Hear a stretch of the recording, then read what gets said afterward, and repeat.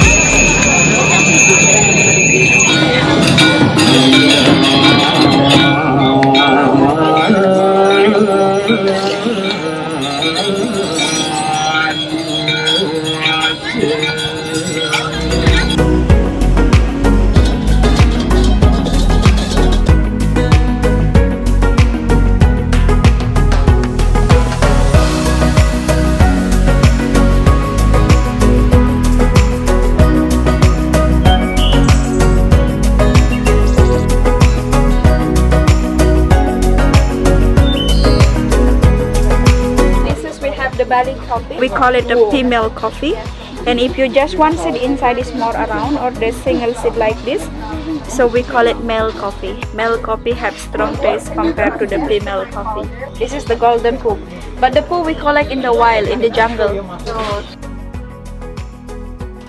And you can see how we roasting the coffee. So for the process, we never use machine. We have to smash it like this.